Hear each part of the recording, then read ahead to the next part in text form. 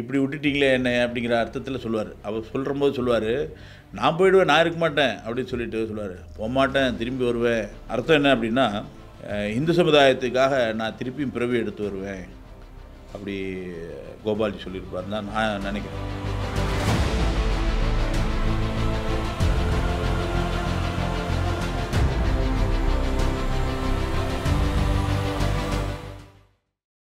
இவ்வளோ பெரிய நிகழ்ச்சி, ஆனால் நீங்கள் ஆரம்பத்தில் சொன்னீங்க உங்களுடைய வாலண்டியர் தவிர பெரிய அளவில் போலீஸோட எண்ணிக்கை அங்கே பார்க்கவே முடியலை.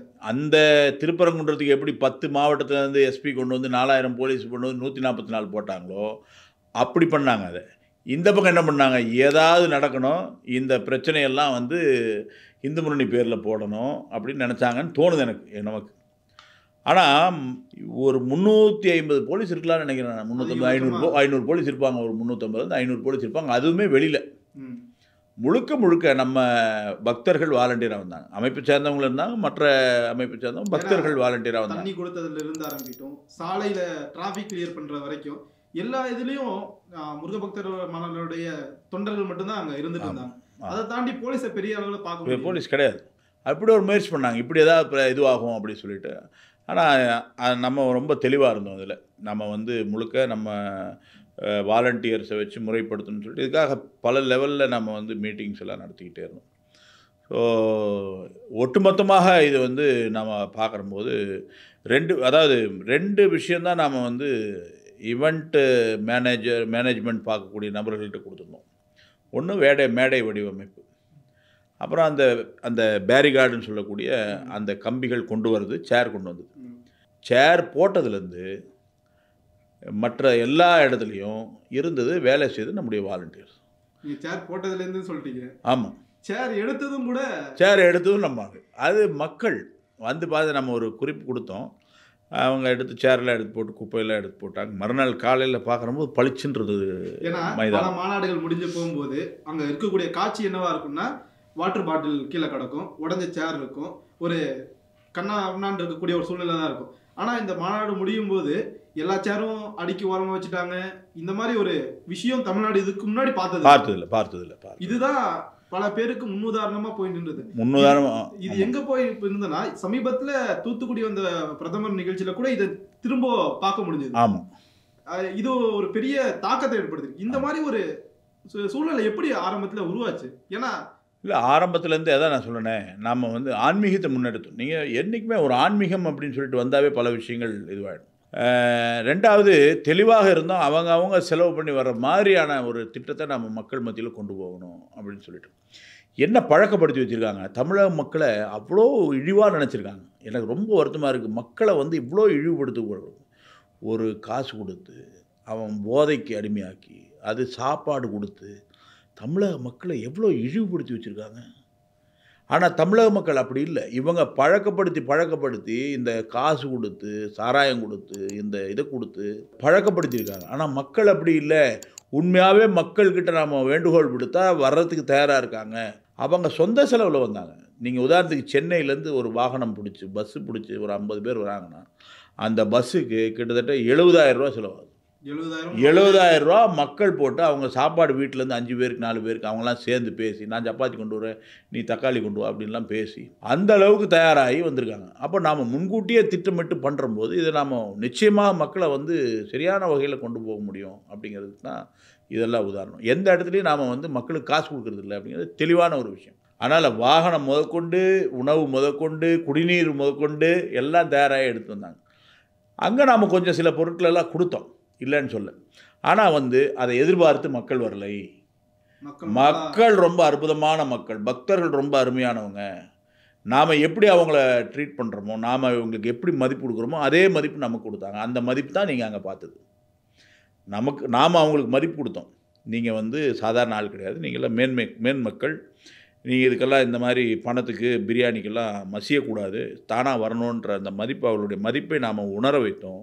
அந்த மதிப்பை அந்த கடைசி வரைக்கும் ஆரம்பத்துலேருந்து அவங்க எல்லா இடத்துலையும் எங்கேயுமே அவதூறான வார்த்தைகள் கூட பேசலைங்க. ஒரு சம்பவம் கூட அது மாதிரி பதிவாகலை. நீங்கள் ஒருத்தர் பக்கத்தில் எல்லாம் முட்டிட்டான், கெட்ட வார்த்தை இயற்கையாக பேசுவாங்க, அதெல்லாம் எதுவுமே கிடையாது. மற்ற இடங்களெல்லாம் பார்க்க முடியாது. அப்போ மக்கள் தெளிவாக ரொம்ப அருமையாக இருக்காங்க, மக்கள் அருமையாக இருக்கிறாங்க. இவங்க மக்களை பத்தி ஒரு தப்பான எண்ணத்துக்கு மக்களை இழிவாக நடத்துகிறாங்க. ஏன்னா மற்ற நிகழ்ச்சியில் பார்க்கும்போது வந்துட்டு போற உடனே அங்க இருக்கக்கூடிய பழங்களை பிரிக்கிறது, வாழைக்காயை வெட்டுறது, இப்படியே ஒரு மக்கள்னா இப்படிதாங்க இப்படிதான் இருப்பாங்கும் போது அதுக்கு எல்லாத்துக்கும் நேர்மாறா தானா வராங்க, தானா இப்படி ஒரு நிகழ்ச்சி நடத்தினாங்கும் போது தமிழகத்தில் இருக்கக்கூடிய பல தலைவர்கள் அதை வந்து வியப்படைய வச்சு பல தலைவர்கள் பேசினாங்க கூப்பிட்டு. மாநாடு முடிஞ்சதுக்கு அப்புறம், மாநாடு முடிஞ்ச பிறகு பல தலைவர்கள் கூப்பிட்டு எங்களுடைய முக்கியமானவர்கள் எல்லாம் கூப்பிட்டு பேசி எப்படி இதெல்லாம் சாத்தியமாச்சு, எந்த மாதிரி முயற்சிகள் பண்ணீங்க, இன்னும் கேட்டால் நீங்கள் ஏதாவது ஒரு நாம் நடத்துகிறோமோ நீங்கள் இந்த வழிகாட்டணும், எங்களுக்கு சில விஷயங்கள் சொல்லணும், இப்படியெல்லாம் கூட கேட்டு அரசியல் தலைவர்கள். ஆமாம், பேர் சொல்ல முடியும், பேர் ஏதாவது நல்ல விஷயம். அவங்களும் மாற தயாராக இருக்காங்கங்கிறது ஒரு நாம் என்ன இது பெருமைப்பட வேண்டிய விஷயம் என்னென்னா, இன்றைக்கி வந்து அதான் நான் சொன்னேன், ட்ரெண்ட் செட் ஆகிருக்கு. இது வந்து மாறும் பாருங்கள், இன்னும் காலப்போக்கில் இந்த பணம் கொடுக்குறதெல்லாம் மாறும், ஓட்டுக்கு பணம் கொடுக்குறதெல்லாம் மாறணும். இதுதான் நம்ம ட்ரெண்ட் செட் பண்ணுறோம் தமிழ்நாட்டை பொறுத்த வரைக்கும். இதெல்லாம் மாறி இருக்குது. இப்போ பாருங்கள், ஒரு ஃபார்முலா சொல்லுவாங்க, திருமங்கலம் ஃபார்முலா, ஆர்கே நகர் ஃபார்முலா அப்படின்லாம் சொல்லுவாங்க. அது எவ்வளோ கேவலமான ஒரு விஷயம். இனி வந்து மதுரை முருகபக்தர்கள் ஃபார்முலா, இந்த ட்ரெண்டு நாம் பண்ணோம். இனி ஓட்டு காசு வாங்காத நம்ம வாங்க மாட்டாங்க சார். நாம் போய் வலுக்கட்டாயமாக போய் ஆசை காட்டுறோம், அதை கொடுக்குறோம். இப்போ சமீபத்தில் நேற்றுக்கு பார்த்தா ஒரு கொடை, ஒரு செல்ஃபோனு, ஒரு வாட்ச்சு, என்னென்னமோ சொல்கிறாங்க. என்ன நமக்கு பயமாக இருக்குது. திருப்பி மக்களை வந்து இது பண்ணுவாங்க. மக்கள் எச்சரிக்கையாக இருப்பாங்க, மக்கள் எச்சரிக்கையாக இருக்கணும்னு நம்ம இந்த நேரத்தில் கேட்டுக்கிறோம். நிச்சயமாக இது திருப்பி நீங்கள் போனீங்கன்னா இது நம்ம மீண்டும் மீண்டும் நம்மளை நாமே இது பண்ணிக்கிறது. ஆனால் நம்ம வழக்கம் அது கிடையாது. நாம் வந்து ஒரு பெருமையான பாரம்பரியத்துக்கு சொந்தக்காரங்க அப்படிங்கிறத மக்கள் உணர்ந்துக்கிட்டால் ரொம்ப நல்லது. இந்த சின்ன சின்ன விஷயத்துக்காக நாம் போய் நம்மளை நாமே இழிவுபடுத்தக்கூடாது, இந்த பொருட்களெல்லாம் வாங்கி வச்சுக்கிட்டு. அதனால் நிச்சயமாக இது வரக்கூடிய காலத்தில் இந்த மாதிரியான விஷயங்கள் நம்ம கொண்டு போய் சேர்த்தும்போது மக்கள் பணம் வாங்காமல் ஓட்டு போடணும், பணம் வாங்காமல் நல்ல நிகழ்ச்சிகளுக்கு வரணும், எந்த நிகழ்ச்சி நல்ல நிகழ்ச்சின்னு தேர்ந்தெடுத்து வரணும், எதுக்கு நம்முடைய குழந்தைகளை கூட்டிகிட்டு வரணும். நீங்கள் குழந்தைகள் பெண்களை பார்க்க முடியுமா? மற்ற பெண்கள் வருவாங்க, ஆனால் அந்த பெண்களும் என்ன பண்ணுவாங்க, இந்த ஒரு நாள் திட்டம் அந்த மாதிரியெல்லாம் கூட்டிகிட்டு வந்துடுவாங்க. தானாக பெண்கள் வந்தாங்க. நான் இன்றைக்கி காலையில் ஒருத்தர் தெரிஞ்சவங்க வீட்டுக்கு போனால் அவங்க 15 பேர் வந்து நாங்கள் 2 days ஒர்க் பண்ணோம் அப்படின்னா எனக்கு தெரியவில்லை. நான் அங்கே தான் இருக்கேன் 40 நாள். எங்கேம்மா இருந்தீங்கன்னா அப்போ சொல்கிற போது ஆமாம், அப்போ தான் ஞாபகம் வருது நமக்கு. கண்ணுக்கு தெரியாத பல பேர் அங்கே வந்து வேலை செய்ய. நான் என்னுடைய கணக்கு 3200. அது எவ்வளோ வேணாலும் இருக்கலாம் உண்மையாகவே. அவங்களெல்லாம் இந்த நேரத்தில் நான் வந்து பெருமையோடு நினச்சி பார்க்குறேன். இவ்வளோ ஒரு உயரிய காரியத்தில் அவங்களாம் கூட இருந்தாங்க அப்படின்னு சொல்லிட்டு. அவங்களாம் இல்லாமல் நிச்சயமாக இதெல்லாம் நடந்திருக்காது. அந்த மாதிரியான ஒரு விஷயம். அதே போல் முருகனுடைய பரிபூர்ணமான அருள். இதில் இன்னொரு விஷயம் நம்ம சொல்லணும். நிச்சயமாக அந்த ஒரு ஏவி காட்சி, ஆடியோ விஷுவல் அது போட்டோம். அது வந்து இந்து முன்னணியுடைய ஒரு மிகப்பெரிய சாதனை விஷயம். அதில் வீரத்துறை ராமகோபாலன் அவங்க வருவாங்க. அதனுடைய அந்த காட்சி நீங்கள் பார்த்தீங்கன்னா, ஃபஸ்ட் 2015 ஒரு மாநில மாநாடு நடந்தது கோயம்புத்தூரில். அவர் சொல்லுவார், நீ இந்த வீதி வழியாக போகல, அந்த வீதி வழியாக போகக்கூடாதுன்னெல்லாம் சொன்னாங்கன்னா எதிர்காலத்தில் என் பேரம்பேத்தியெல்லாம் என்ன கேட்பான், என்ன இப்படி விட்டுட்டிங்களே என்ன அப்படிங்கிற அர்த்தத்தில் சொல்லுவார். அவர் சொல்கிற போது சொல்லுவார், நான் போயிடுவேன், நான் இருக்க மாட்டேன் அப்படின்னு சொல்லிட்டு சொல்லுவார். போகமாட்டேன், திரும்பி வருவேன் அப்படி சொல்லுவார். அதாவது அர்த்தம் என்ன அப்படின்னா, இந்து சமுதாயத்துக்காக நான் திருப்பியும் பிறவி எடுத்து வருவேன் அப்படி கோபால்ஜி சொல்லியிருப்பார் தான் நான் நினைக்கிறேன்.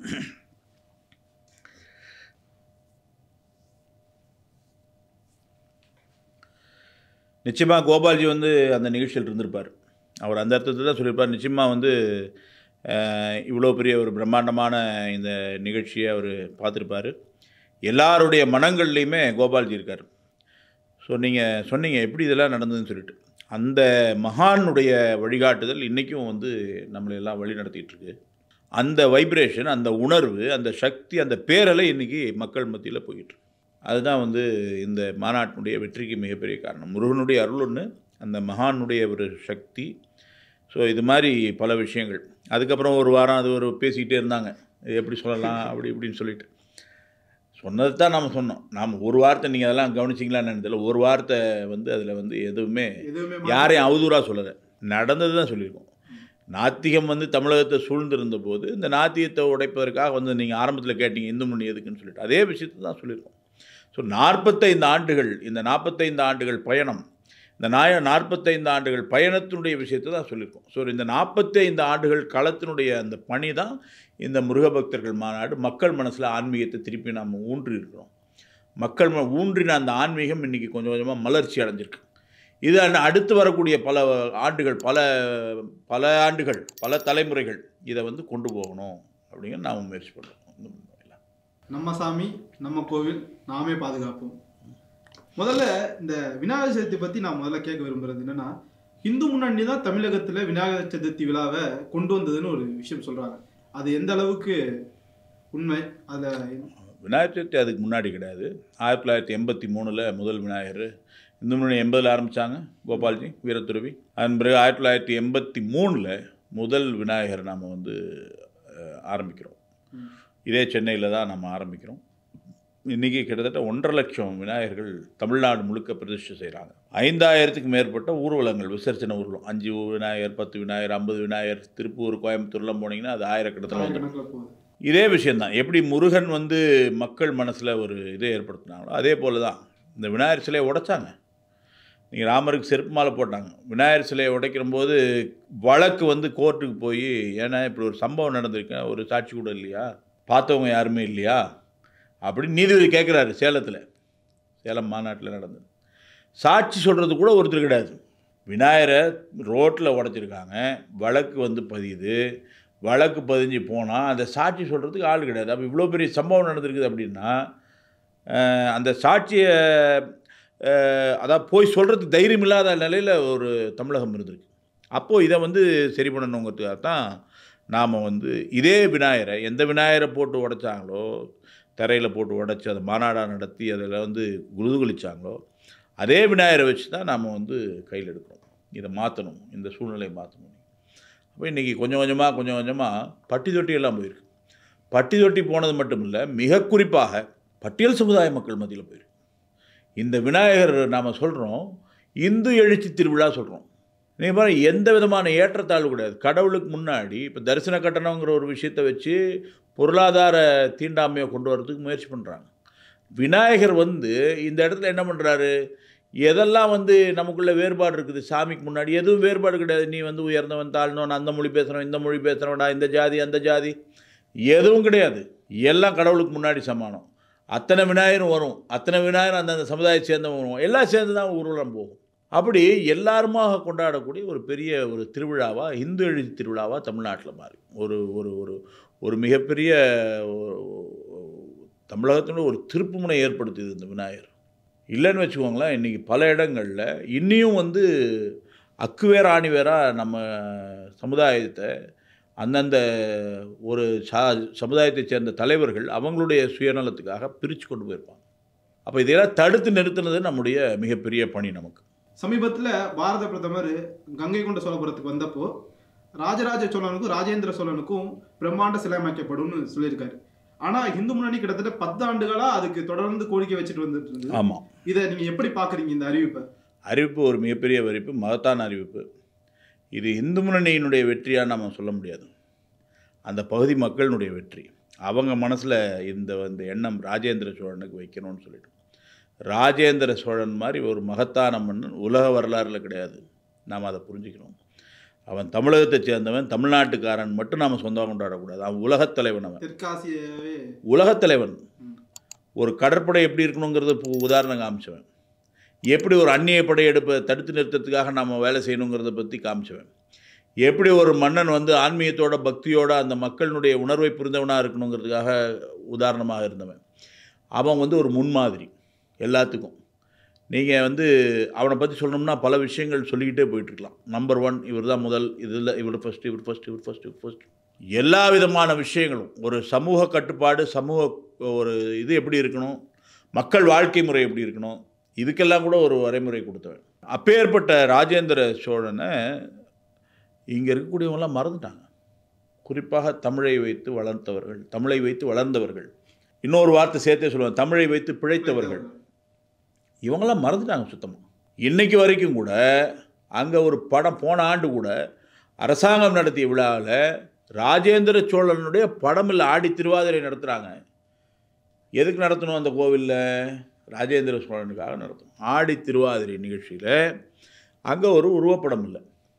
இதை நாம் சொல்லிக்கிட்டே இருக்கோம். இது வந்து எப்படி வந்து சதய திருவிழா தஞ்சாவூரில் நடத்துகிறீங்களோ அது மாதிரி இந்த விழாவை நடத்தணும். இங்கே வந்து அங்கே அந்த மாவட்டத்துக்கு விடுமுறை அளிக்கணும். இது ஒரு பெரிய பிரம்மாண்டமான மகத்தான விழாவா நீ யார் யாருக்கெல்லாம் பண்ணுறீங்க? செப்டம்பர் மாதம் 15ஆம் தேதி அண்ணாதுரை அவர்களுக்கு எல்லா கோயில்லையும் திவச சாப்பாடு போட்டுட்ருக்கீங்க அன்னதானங்கிற பேரில். அவருக்கெல்லாம் போகிறீங்க. ராஜேந்திர சோழனுடைய கோவில் அவர் கட்டின கோவிலில் அவருக்கான அங்கீகாரத்தை கொடுக்க மாட்டேங்கிறீங்க. இதைத்தான் நாம் முன்னெடுத்தோம் கடந்த 10 ஆண்டுகளாக. மக்கள் மனசில் ஒரு பெரிய ஏக்கம் இருக்குது. ராஜேந்திர சோழனுடைய அந்த கோவில் அந்த இடத்துல அவருக்கான ஒரு மரியாதை இல்லை, அவமரியாதை செய்கிறாங்க, படம் கூட வைக்க முடியாமல். அப்போ இதெல்லாம் சரி பண்ணணும் அப்படின்னா நாம் வந்து மக்கள் திரட்டணுங்கிறது அதான் இந்த 10 ஆண்டுகள் நாம் முயற்சி பண்ணோம். ஸோ மக்களுடைய எண்ணங்கள் இருந்தது, மக்களை திரட்டணும். மக்கள் வந்தாங்க, சேர்ந்து குரல் கொடுத்தாங்க. அன்றைய தினம் நம்முடைய அந்த இந்து முன்னணியினுடைய அந்த பொறுப்பாளர் கூட நேரடியாக சந்தித்து மனு கொடுப்பதற்கான முயற்சி செய்தோம். ஆனால் அவர் சந்தித்தாங்க. அவர் பிரதம மந்திரியை அந்த பகுதியினுடைய பொறுப்பாளர் சந்தித்தார். வரும்போது வழியில் வரவேற்றாங்க. இந்த மாதிரி அவருக்கு திருவுருவம் வைக்கணும் அப்படின்னு சொல்லிட்டு கிடைத்த கொஞ்ச நேரத்தில் பிரதமர் வந்து அதை காதில் கவனிச்சிருக்கிறாருங்கிறதுக்கு தான் இந்த விஷயம். நீங்கள் பாருங்கள், ஒரு மகத்தான தலைவனை பற்றி ஒரு மகத்தான மனிதனுக்கு தான் புரியும். அவர் தான் சொல்கிறார். இன்னும் கேட்டால் இன்னும் சொல்லணும்னா ராஜேந்திர சோழனை எப்போ ஆர்எஸ்எஸ் துவங்கினதோ அப்போ இருந்து மதிச்சுக்கிட்டு இருக்கோம். நாம் தினசரி அன்றாட ஒரு பாடல் பாடுவோம். என்ன ராஜேந்திர சோழ வம்சஜகன் நம்மளை நாமே சொல்லிக்குவோம். என்ன ராஜேந்திர சோழனுடைய அம்சம் சொல்லிட்டு ஆர்எஸ்எஸ்னுடைய அந்த காலை நேர ஒருமைப்பாட்டு பாடல்னு ஒரு பாடல். தமிழ்நாட்டில் மட்டுமா? நாடு முழுக்க இருக்கக்கூடிய அத்தனை ஆர்எஸ்எஸ் ஊழியர்களும் தொண்டர்களும் பாடுவாங்க இது தினசரி. இது ஒருமைப்பாட்டு பாடல் சொல்லுவாங்க, ஏகாத்மதா ஸ்தோத்திரம் சொல்லுவாங்க. அதில் ராஜேந்திர சோழ வம்சஜகன் நாம் பாடுவோம். அப்போ ராஜேந்திர சோழனை நாம் சும்மா ஏப்ப சாப்பையாக நினைக்கல, சாதாரண ஆளாக நினைக்கல. அரசியல் பொருளாக பயன்படுத்தாது. அரசியலே கிடையாது. என்ன ஒரு ஐக்கான் வரலாம். நீங்கள் ஐக்கானை புரிஞ்சுக்கணும். அதான் சொல்கிறேனே, யார் ஐக்கானுங்கிறது தெரியாமல் சில பேரை வச்சுக்கிட்டு ஒரு தாடிக்காரையும் ஒரு உரையும் வச்சுக்கிட்டு பண்ணுறது தான் பிரச்சனை. அப்போது இதெல்லாம் நாம் வந்து 10 ஆண்டுகளாக இது பண்ணோம். பிரதமர்கிட்ட சொன்னோம். உடனே அவர் கவனம் கொடுத்தாரு, அவர் அறிவிச்சிட்டார். இது ஒரு மகத்தான ஒரு விஷயம். இல்லைனா தொடர்ந்து நாம் வந்து அதுக்கான முன்னெடுப்புகளை எடுத்திருப்போம், மக்களுக்காக நம்ம செஞ்சுருப்போங்கிறது ரெண்டாவது. நிச்சயமாக ராஜேந்திர சோழனை போற்றுவதில் எந்த விதமான இது இருக்கக்கூடாது. இனியாவது வரக்கூடிய காலத்தில் தமிழக மக்கள் இந்த மாமன்னனை பற்றி தெரிஞ்சுக்கணும். சார், ஒரு நீர் மேலாண்மைக்கு உதாரணமாக அவனை சொல்கிறேன், கட்டிடக்கலைக்கு உதாரணமாக அவங்க அப்பாவே செஞ்சுருக்கார். ராஜராஜ சோழனே கட்டிடக்கலை செஞ்சார். ஆனால் இன்றைக்கி அவரை காட்டிலும் பல விஷயங்கள் அந்த இதில் நாம் பார்க்க முடியும். ராஜேந்திர சோழனுடைய பல இதில் அந்த ஏரி, வீரநாராயணபுரம் ஏரி, அதுக்கு முன்னாடி அவருடைய முன்னோர்கள் கட்டினது, அதை முறைப்படுத்தி அதனுடைய பாசனங்களை எல்லாம் சரி பண்ணவர் ராஜேந்திர சோழன். இப்படியாக பல விஷயங்கள் ராஜேந்திர சோழனை பற்றி சொல்ல முடியும். ஸோ ஒரு உலகத் தலைவன் ராஜேந்திர சோழன். இன்றைக்கி இந்த மகத்தான தலைவன் நம்முடைய பாரத பிரதமர் மோடி அவர்களுடைய அந்த முயற்சியினால் இன்றைக்கி ராஜேந்திர சோழனை உலகறிய செஞ்சுருக்காரு. இப்போ ராஜேந்திர சோழனுக்கு அவர் வந்து பேசுகிறாரு, எல்லாம் சொல்கிற போது எல்லாம் கூகுள் பண்ணுறாங்க, எல்லாம் ராஜேந்திர சோழனை சர்ச் பண்ணுறாங்க. இவ்வளோ பேர் இத்தனை விஷயம் இருக்குது அப்படின்னு சொல்லிட்டு. அதனால் ஒரு மிகப்பெரிய சந்தோஷமான விஷயம். இப்படி ஒரு பெரிய அளவில் மக்களால் கண்டுகொள்ளப்படாமல் இருந்த கங்கை கொண்ட சோழபுரத்துக்கு மீண்டும் ஒரு பெரிய ஒரு இது கிடச்சிருக்கு. ஆமாம், அதில் தமிழகத்தில் எத்தனையோ விஷயங்களை இந்து முன்னணி எடுத்து அதில் சாதிச்சிருக்கு. அதில் இதுவும் ஒன்றா கூட அந்த பட்டியலில் சேர்ந்துருது. கட்டாயம் மக்களினுடைய குரலாக இந்து முன்னணி ஒலித்தது. நம்ம சாமி, நம்ம கோவில், நாமே பாதுகாப்போம். என்ன, எதுக்காக இந்த வாக்கியம்? இல்லை, நீங்கள் பாருங்கள், மக்களுக்கு வந்து பக்தி இருக்குது, சக்தி இல்லை. பக்தி இருக்குது. அந்த பக்தி எப்பேற்பட்ட ஒரு பக்தியாக இருக்குதுன்னா கண்மூடித்தனமான பக்தியாக இருக்குது. கோவிலை நோக்கி போகிறான், கோவில் ஏதாவது பிரச்சனைனா அதை பற்றி கவலைப்பட மாட்டேங்கிறான். ஐயப்பனை நோக்கி பல கோடி பேர் போகிறாங்க, அந்த ஐயப்பன் கோயிலில் பிரச்சனைங்கிற போது குரல் கொடுக்கறதுக்கு வரமாட்டேன்றாங்க. முருகன் கோவிலாக இருக்கட்டும், சிவபெருமானுடைய கோயிலாக இருக்கட்டும், பல கோவில்களாக இருக்கட்டும், பெருமாள் கோயிலாக இருக்கட்டும், அதுக்காக போய் விரதம் இருக்கான், அதை பண்ணுறான், இதை பண்ணுறான், அதை பற்றி கேட்க மாட்டேங்கிறாங்க. ஒரு 2 மிக முக்கியமான விஷயம் சொல்கிறேன். தமிழ்நாட்டில் 5.25 லட்சம் ஏக்கர் நிலங்கள் இருக்கணும் அப்படிங்கிறது அரசாங்கத்தினுடைய 1984-83 சமயத்தில் அறிவிக்கப்பட்ட அறநிலைத்துறையினுடைய இது. இன்றைக்கி வந்து 4.78 லட்சம் ஏக்கர் நிலங்கள் தான் இருக்குது சொல்கிறாங்க. அதாவது கிட்டத்தட்ட 48,000 ஏக்கர் நிலங்கள், அதாவது 50,000 ஏக்கர் நிலம் வச்சுங்க ரவுண்டாக. உதாரணத்துக்கு ஒரு 50,000 ஏக்கர் நிலத்தை காணோம் சொல்கிறோம். கிணறு இங்கே தாங்க இருந்ததுன்னு கொண்டு போய் அவர் அந்த பேங்க் ஆஃபீஸர்ஸ் எல்லாம் கூட்டிகிட்டு போய் காமிப்பார். அது மாதிரி நிலத்தை காணோம் அப்படி சொல்கிறாங்க. இப்படி தங்கத்தை உருக்குறாங்க. தங்கத்தை உருக்குறம்போது பழைய தங்கத்தில் நவரத்னங்கள் இருக்கும். வைரம், வைடூரியம், கோமேதகம், நீலம், மரகதம், மாணிக்கம், இப்படி அதுலலாம் என்னாச்சு தெரியல. 500 டன்னு தங்கத்தை உருக்கி டெபாசிட் பண்ணியிருக்கோம். அதனுடைய வருமானம்னு சொல்லிட்டு ஒரு வட்டி வருமானம்னு சொல்லி ஒரு கணக்கு சொல்கிறாங்க. அதுக்கு இதுக்கு சம்மந்தமே கிடையாது. தங்கத்தை உருக்கி பிஸ்கட் பண்ணுறோங்கிறாங்க. இந்த பிஸ்கட்னாவே சாப்பிடணுன்னு தான் எனக்கெல்லாம் தோணும். பிஸ்கட்னா சாப்பிடணும் தானே. அது மாதிரி இவங்க என்ன பண்ணுறாங்களே தெரியல அப்படிங்கிற மாதிரி ஒரு எண்ணம் இருக்குது. இப்படியாக பல முறைகேடுகள், பல விஷயங்கள். இந்த கும்பாபிஷேகத்தினுடைய கணக்கு வழக்காக இருக்கட்டும், கும்பாபிஷேகத்தை நடத்த இப்போ சமீபத்தில் தேனி மாவட்டத்தில் உப்புக்கோட்டைன்னு ஒரு இடம், அந்த கோவிலில் கும்பாபிஷேகம் நடத்தணும்னு சொல்லிட்டு கோர்ட் உத்தரவு போட்டாச்சு. இவங்க வந்து சமுதாயத்திற்குள்ளே இது இருக்குது, அதனால் நடத்த மாட்டோம்னு சொல்லிட்டு அங்கே இருக்கக்கூடிய அதிகாரிகள் சொல்கிறதா ஒரு தகவல் வரும். நாம் என்ன சொல்கிறோம், இதெல்லாம் சரி பண்ண வேண்டியது அது அரசாங்கத்தினுடைய வேலை தானே. நீங்கள் அறநிலைத்துறையாக இருந்து கொண்டு ஏன் சமுதாயத்தில் இருக்கக்கூடிய தலைவர்களெல்லாம் ஒருங்கிணைத்து நடத்த முயற்சி பண்ணக்கூடாது? அப்போ எதுக்கு அறநிலைத்துறை இருக்கீங்க? அப்போ நம்ம சாமி அப்படிங்கிற ஒரு எண்ணத்தை உருவாக்கணும். இது ஏன் சாமிங்கிற ஒரு எண்ணத்தை உருவாக்கணும் மக்கள் மத்தியில். அப்போது இந்த மாதிரியான முறைகேடுகள், இந்த பாரபட்சம் காமிக்கிறது, எந்த ஒரு கோவில்லையாவது நீங்கள் ஒரு மசூதினா அவன் வந்து குரான் ஹதீஸ் சொல்லி தருவாங்க, ஒரு சர்ச்சுன்னு சொன்னால் அவங்க வந்து பைபிள் சொல்லி தருவாங்க. ஏதாவது ஒரு கோவில் ஒரு தேவாரம், திருவாசகம், திருப்புகழ், திவ்ய பிரபந்தம் ஏதாவது ஒன்று ஏதாவது நடந்ததே சொல்லுங்கள். கடந்த ஒரு 1954 இந்த அதுக்கு முன்னாடியே இருக்குது. நாடு சுதந்திரம் பண்ண வந்த பிறகு இங்கே கொஞ்சம் மறுசீரமைப்பு செஞ்சு அறநிலைத்துறை வருது. இது வரைக்கும் ஒத்த செங்கல் வச்சு ஒரு கோயிலை கட்டியிருப்பாங்களா இவங்க? ஒரு கல் வச்சுருப்பாங்களா சொல்லுங்கள்? நீங்கள் எல்லா சாமி மேலேயும் உயர சுற்றி வச்சுருக்காங்க. இப்போ கோவிலினுடைய பழமை, கோவிலினுடைய இது அதுக்கெல்லாம் மதிப்பு கொடுக்காம ரொம்ப கேவலமாக இருக்காங்க. அப்போ இதெல்லாம் மாற்றணும். அப்படின்னா ஏன் சாமி இது, என்னோட சாமி என்னோட கோவில் அப்படிங்கிற ஒரு உரிமை, ஒரு இது வேணும் மக்களுக்கு. நான் தான் அதுக்கு பொறுப்பு, நான் பாதுகாப்பேன் அதுக்கு அப்படிங்கிற குரலை கொடுக்கணும் அப்படிங்கிறது மிக முக்கியமான விஷயம். அதனால தான் நாம் என்ன சொல்கிறோம், நம்ம சாமி நம்ம கோவில் நாமே பாதுகாப்போம். இந்த உணர்வு வந்தால்தான் அந்த கோவிலை பற்றி அக்கறை நமக்கு இருக்கணும். சரி, நீங்கள் கோவில் தான் எல்லாத்துக்கும் அடிப்படை சார். நம்ம வந்து கோயில் அப்படின்னு இந்து முன்னணிக்காரங்க அந்த கோயில் அப்படி கோவில் தான் அடிப்படை. அவங்களுக்கு மசூதி அடிப்படையாக இருக்கு, அதை யாராவது கொஸ்டின் பண்ணுறாங்களா? சர்ச்சு அடிப்படையாக இருக்கு. நீங்கள் எது சொன்னாலும், அவங்க எது பேசினாலும், ஏதாவது ஒரு குர்ஆன்லேருந்து ஒரு வசனத்தை சொல்லிவிட்டு, எதுவாக இருந்தாலும் ஒரு சர்ச்சில் பைபிளுடைய வசனத்தை சொல்லிட்டு எல்லாம் பண்ணுறாங்க. நம்மளால தான் கடவுளை பற்றி சொல்கிறதுக்கே யோசிக்கிறோம். நாம் சொல்கிறோம் கடவுள் தான் முக்கியம், கடவுள் முக்கியம், கோவில் முக்கியம். அப்போ இந்த கோவிலும் கடவுளும் வரணும். ஆனால் இதை முன்னெடுத்து நாம் கொண்டு போகணும். நம்ம சாமி நம்ம கோவில் நாமே பாதுகாப்போம். இந்த ஸ்லோகன், இந்த முழக்கம் என்பது ஒரு ஹிந்துவனுடைய மனசில் பதியணும். அதனால தான் இதை தலைப்பு வச்சிருக்கோம், மனசில் பதியணும். விநாயகர் சதுர்த்திங்கிறது சும்மா ஏதோ விநாயகர் எடுத்தோம் 3 நாள் கரைச்சோம் அப்படிங்கிறதுக்காக இல்லை. ஒட்டுமொத்தமாக தமிழகத்தில் மனசில் பதிய வைக்கணும். இந்த மக்கள் மனசில் ஒரு மாற்றத்தை ஏற்படுத்தணும். அதுக்காகத்தான் இந்த தலைப்பு. நாங்கள் இதுவரைக்கும் நீங்கள் சாதித்தது போல் வரக்கூடிய விநாயகர் சதுர்த்தி விழாவும் உங்களுடைய ஒரு வெற்றியோடைய அடையாளமாக மாற்றுவீங்கன்னு சொல்லி இவ்வளோ நேரம் எங்கள் கூட இருந்து இவ்வளோ விஷயத்தை பகிர்ந்துக்கிட்டு சொன்னதுக்கு ரொம்ப நன்றி சார். நிச்சயமாக விநாயகப் பெருமானுடைய அருள் எதுவுமே நாம் தனிப்பட இது பண்ணுறதில்ல. இறைவனால் தேர்ந்தெடுக்கப்பட்ட இயக்கம், இறைவனுடைய காரியங்களை செய்கின்ற இயக்கம்.